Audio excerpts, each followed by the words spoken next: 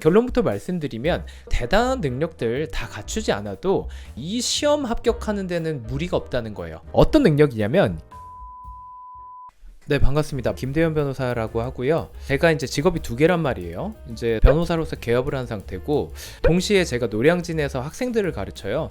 그래서 공무원 준비생들 대상으로 행정법 과목을 가르치고 있는데, 변호사 얘기를 할까 강사 얘기를 할까 좀 고민을 해보니까 제가 봤을 땐 역시나 강사로서 공부에 대한 얘기를 하는 게 맞는 것 같아요. 자, 그래서 법과목 공부 방법론에 대해서 얘기할 건데 거창한 얘기 안 할 거예요. 기본적인 취지는 이래요. 공무원 시험 준비하시는 분들 공통적으로 얘기하는 게 뭐냐면요, 법학이란 어떻게 내가 공부를 해야 될까 한번 찾아보니까 보통 이런 얘기 많이 하죠. 고도의 논리를 요한다, 사고력이 엄청 대단히 뛰어나야 된다, 그리고 앙이 방대하기 때문에 암기력이 받쳐줘야 된다. 대단한 능력을 요하는 것 같으니까 내가 그 순간 그 앞에서 쭈구리가 되는 거예요. 그래서 뭔가 대단한 능력을 요한다는 그 편견을 갖기 마련인데, 결론부터 말씀드리면 대단한 능력들 다 갖추지 않아도 이 시험 합격하는 데는 무리가 없다는 거예요. 어떤 능력이냐면 그림 그리는 능력이에요. 이렇게 얘기하면 나 그림 잘 못 그린다 이런 얘기 하실 수 있는데, 제가 지금 말씀드리는 건 그런 능력이 아니에요. 도형만 좀 그릴 줄 알면 돼요. 동그라미 그릴 줄 알고, 세모 그릴 줄 알고, 네모 그릴 줄 알고, 그거 화살표를 이을 줄만 아면 제가 지금 말하는 그림이 완성이 돼요. 그런 거는 할 줄 알잖아요. 여러분, 도형 그리는 능력은 있잖아. 그게 있으면 놀랍게도 논리력, 사고력, 암기력 조금 없어도 행정법 과목 충분히 공부한다는 거예요. 이게 왜 되는지 좀 알려드려 볼게요. 기본적으로 이 과목을 아예 공부하기 시작하기 전일 수 있어. 어쨌든 풍문으로 좀 듣기에 법 과목은 판례가 중요하다더라. 이 정도는 지금 알고 있을 거예요. 혹시 몰랐다면 지금 인터넷에 검색을 좀 해보세요. 아무튼 이 법학 과목은 행정법이든 아니면 다른 거든 간에 무조건 대법원 판례 기준으로 출제가 되는데, 판례라는 게 뭔지 여러분들 아직 모를 거 아니에요. 이거는 검색해서 본다고 해서 여러분들이 아는 게 아니야. 그래서 같이 한번 봐봅시다. 제가 행정법에서 빈출되는 주제 중에 하나 가지고 와서 그에 관한 판례를 지금 캡처해서 띄워놓은 거예요. 읽으라고 띄운 거 아니니까 여러분들 이거 확대해서 읽지 마세요. 어쨌든 이만큼 방대하다는 거예요. 이 정도면 진짜 짧은 판례, 그리고 대법원 판례 전문 찾아보면 알겠지만 크게 세 가지 주제에 대해서 얘기를 하고 있거든요. 근데 그 중에 하나에 관한 부분만 제가 갖고 온 거예요. 분량이 엄청나잖아요. 근데 이걸 기준으로 출제가 된다니까요. 그러니까 이게 여러분들 머릿속에 있으면 베스트. 근데 현실적으로 가능하겠습니까? 여러분들 입장에서 현실적으로 이걸 다 머릿속에 입력하는 것도 불가능할 뿐더러 다행히도 원문을 그대로 뜯어다가 출제하진 않아요. 대법원 판례 한번 검색해보면 제일 위에 한번 올려보세요. 올려보면 뭐가 나오냐면 판결 요지라는 게 나와요. 이거를 어떤 어중이 떠중이가 그냥 아무렇게나 요약한 게 아니라 대법원에서 판례를 내놓을 때 이걸 자기가 알아서 요약을 해다가 이게 우리 이번 판례의 요지다 라고 알려주는 거예요. 그게 지금 밑에 한 덩이로 요약이 돼 있는 거예요. 그러면 이제 분량은 확 줄었잖아요. 그럼 마음이 좀 편하잖아요. 그쵸?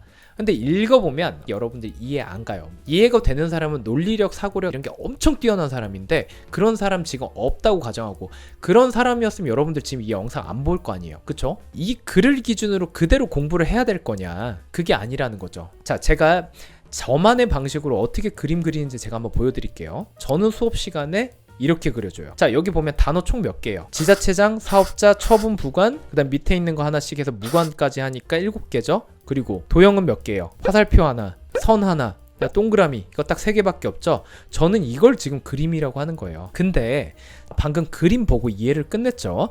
여기서 그냥 내가 이제 이거 대충 뭔 얘기인지 알겠어 하고 그림만 넣고 끝내면 안 된다고요. 왜 그래요?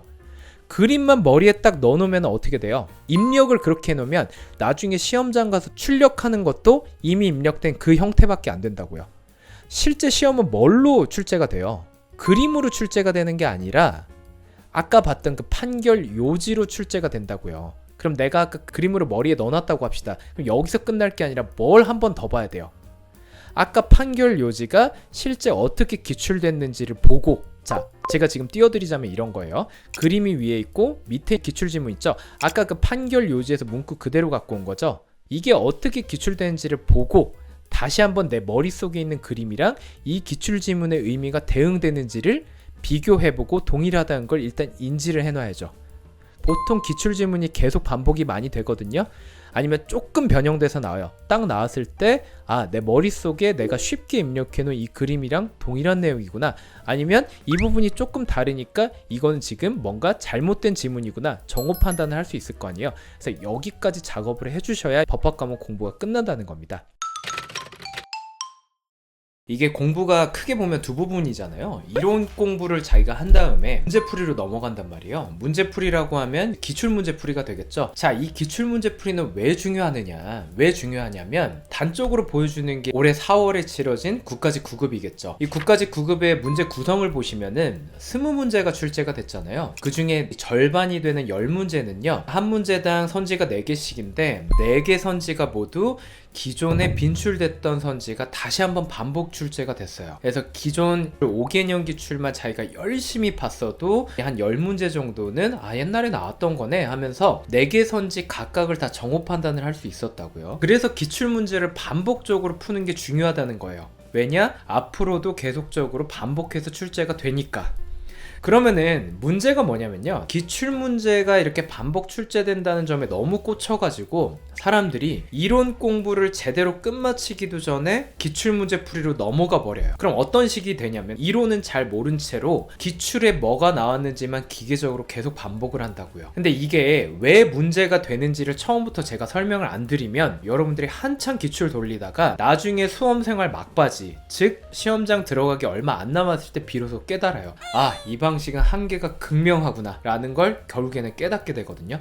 근데 그 시점이 언제라고요? 시험장 들어가기 얼마 전. 그래서 수험생활 시작하려는 분들은 이론 공부를 충분히 하고 난 다음에 그 다음에 기출문제 풀이로 들어갔으면 하는 마음에 이 주제로 선정을 한 겁니다. 그러면은 본론으로 이제 들어가 볼게요. 저번 시간에도 얘기했다시피 판례를 잘 공부하는 게 무엇보다 중요한데, 판례 공부가 어려운 이유는 대표적으로 이래요. 판례가요, 어떤 사안에 대해서 결론을 내려주는 거잖아요. 근데 그 사안에 대해서 이때는 이렇게 해야 돼 라고 답을 일률적으로 내주질 않아요. 어떻게 내주자면 여러분 공부하기 힘들게 경우의 수를 나눠버려요. 그래서 경우 1, 2로 나누고 경우 1에는 A라는 결론, 경우 2에는 B라는 결론, 이렇게 경우의 수를 나눠다가 결론을 달리해버려요. 그럼 여러분 입장에서는 이 두 가지 경우를 잘 숙지에다가 지금 뭔가 기출이 됐다, 내 눈앞에 어떤 사안이 주어졌다고 하면 이게 경우 1인지 2인지를 판단을 해야 A인지 B인지 결론을 알 수가 있겠죠. 두 번째 유형은 뭐냐면 원칙을 일단 얘기를 하고요, 그에 대한 예외를 한두 가지를 얘기를 해요. 그럼 앞에 거랑 비슷하죠. 내 눈앞에 놓인 상황이 원칙인지 예외인지를 구분을 해야 돼. 그래서 여러 가지 케이스를 이론 공부를 할 때 숙지를 해놔야 돼요. 자, 그래서 판례 공부가 이렇게 어려운데 이 많은 걸 경우의 수를 나눠서도 공부하고 원칙과 예외 나눠서도 공부하고 다 공부를 해놓으면 허무하게도 실제 시험은 어떻게 출제가 되냐면 경우의 수가 2개라고 하면 그 중에 하나를 내요. 원칙과 예외가 있다고 하면 이 중에 원칙 또는 예외 중 하나만 내요. 근데 내가 지금 기출지문만 무한 반복을 하게 되면 전체적인 체계를 못 본다고요. 경우의 수가 여러 개인데 원칙 있고 예외가 있는데 그 중에 일부 부분에만 꽂혀서 자꾸 그 부분만 반복을 하니까 조금만 틀어서 똑같은 판례의 다른 부분을 출제하는 순간 내가 정오 판단을 못하게 된다고요. 그럼 여러분들 머릿속에는 이런 의문이 자리 잡을 거예요. 도대체 이론 공부는 언제까지 해야 되느냐, 그 시점을 정확히 알려달라, 이런 질문을 하고 싶을 거예요. 그래서 제가 그에 대한 답을 좀 드리려고 합니다. 언제부터 기출문제를 혼자 풀기 시작해야 되느냐, 아까 제가 앞에서 보여드렸던 그 기출지문들 있죠. A, B, C라는 그런 복잡한 체계가 있었잖아요. 그 중에 일부를 가지고 문제를 냈죠. 그런 문제를 딱 봤을 때 그냥 이 지문만 정오 판단하고 맞추는 선에서 끝나는 게 아니라 그 중에 일부만 떼서 냈구나 하는 걸 본인이 아까 봤던 지문만 봐도 자연스럽게 떠오르는 시점, 그 시점에 학원 컬이 따라가는 걸 과감히 중단을 하고 혼자 기출지문 분석하고 고민하고 복습을 하셔야 돼요. 그래야 이 기출지문들이 온전히 여러분께 되는 거지, 백날 학원 강사가 이론 설명하고 문제 풀어주는 거 그거 구경한다고 해서 여러분께 절대 되지 않습니다. 자, 그래서 결국 우리가 뭘 해야 돼요? 이론 공부를 쭉 하다가도 학원 컬이를 쭉 들으면서 중간에 수시로 기출문제를 계속 풀어봐야겠죠. 그래서 풀어서 아까 봤던 그런 유형들의 문제를 봤을 때 내가 실제로 출제된 B 유형 말고도 A나 C가 떠오르는지를 확인을 해야 되는데, 매번 기출문제집 비싼 거 사서 풀어보고 인사혁신처 사이트 가가지고 막 파일 찾아가지고 인쇄하고 이런 것도 귀찮잖아요. 그래서 여러분들이 공부를 단순히 열심히 하고 가장 효율적인 방법으로 공부를 하셔야 이렇게 경쟁률 높은 시험은 합격을 할 수 있다는 겁니다.